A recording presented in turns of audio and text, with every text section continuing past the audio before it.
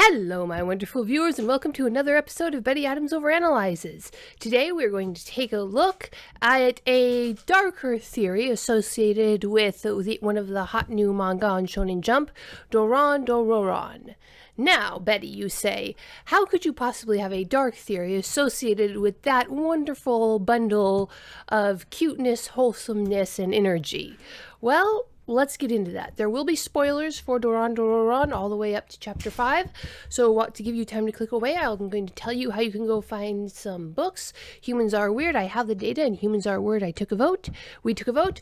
Monty Python meets Star Trek in this short story collection of human absurdity. So go check out those links below the video, and now let's get into spoilers. You have been warned. Alright, so I did a video a while back about Kusanagi, the main Mononoke or demon character from Doron Dororon.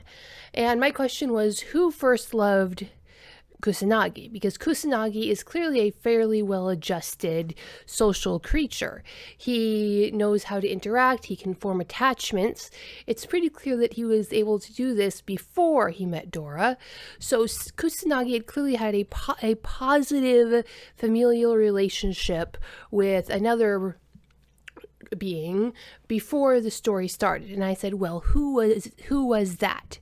And in chapter 5 of Doron Dororon, we get part of the answer in a very suspicious manner.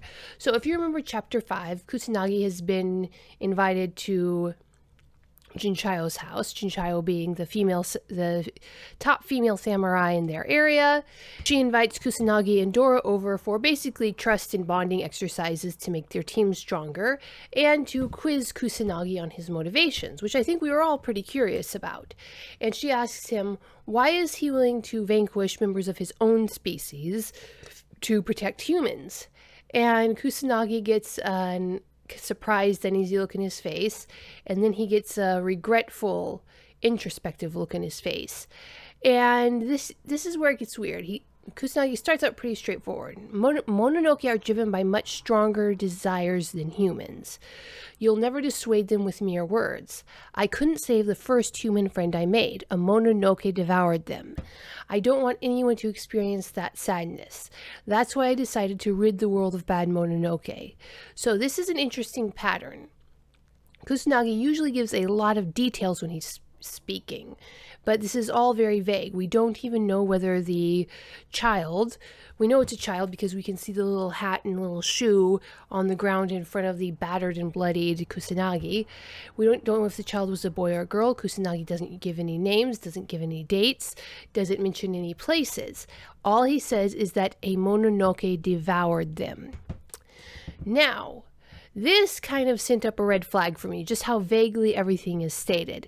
Generally speaking, in a manga like this, given these two factors, that Mononoke have very strong desires and that a Mononoke devoured the child, this is usually a tell that Kusanagi himself was overcome by his desires and devoured his friend, explaining his guilt and his drive to make sure it doesn't happen again. But way back in chapter 1, we got that ape Mononoke that sniffed at Kusanagi, or it may have been chapter 2, I can't remember exactly which, but you have that giant baboon-looking Mononoke that sniffed at Kusanagi and said, "You've clearly never eaten human flesh. I can smell it on you. You can't understand the desires." So that would seem to rule out the possibility that Kusanagi actually has ever eaten anybody. Or it does not, however, rule out Kusanagi's involvement. We know that weaker Mononoke serve stronger Mononoke. Kusanagi might have been a servant of a larger Mononoke, and Kusanagi hadn't eaten any flesh yet, but then that larger master Mononoke ate Kusanagi's friend. But there's another possibility that I've been thinking about. Kusanagi has a distinctly different physical shape than most of the Mononoke we see in this series. Most of the Mononoke are very animalistic, but they have arms, legs, wings, appendages basically, and visible digestive systems.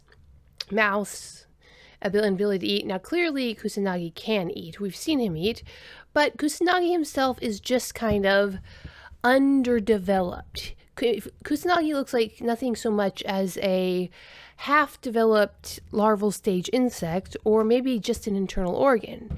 So here's my dark theory to keep you up at night. What if Kusanagi is part of the Mononoke that ate that child? We've seen that certain Mononoke can split up into different parts, scatter, and then reform.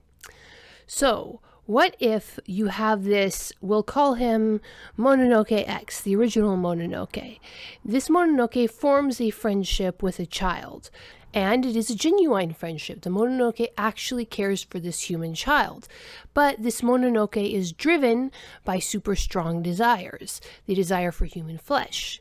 But there is a part of him, the good part, the Kusanagi part, that does not want this Mononoke to harm the child. And the Mononoke agrees, develops this relationship with the child, but is eventually overcome by his desire and eats the child. And the part of him that actually loves the child is heartbroken by this. And so the Mononoke rips out the part of him that did not want to eat the child. Now, I don't see how that would, if Kusanagi is this part of a Mononoke, I don't see how he could be untainted by human flesh, unless the Mononoke, in the battle for self-control, actually ripped out the Kusanagi part of him before he ate the child, which might be a plausible theory. So here we have our theory in a nutshell. Mononoke X has a conscience, knows that it's wrong to eat people, or at least grew with a sense of affection towards this child and tried to master its desires, but in the end failed, separated out the part of him that contained its conscious or its sense of right and wrong, ripped that out of his body, or just separated it from him like we saw the eyeball Mononoke separate, and that is what we know as Kusanagi. And Kusanagi either doesn't consider the original Mononoke part of himself anymore, or just doesn't want to admit that that's what happened to the samurai getting ready to kill him and to his friend Dora. So, what do you think? Was the child eaten by the precursor Mononoke that Kusanagi came out of?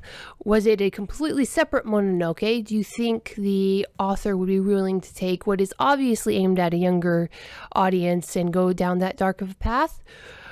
We'll see. All right. So leave a comment below telling me what your theories on Kusanagi's origins are. What did happen to that child and what happened to the child's family? Hit that like and subscribe button. If you've already subscribed, check to make sure you're still subscribed, because YouTube will unsubscribe you. And peace out, my wonderful viewers. Humans are weird. We took a vote, and humans are weird. I have the data. 2 books in a series of human absurdity. Go check out these short story collections. What will our little green friends think of us when we finally do make it to space? Find out the answer in 2 books of human absurdity. Humans Are Weird, We Took a Vote, and Humans Are Weird, I Have the Data. Available on Amazon, Barnes & Noble, Kobo, and Google Play.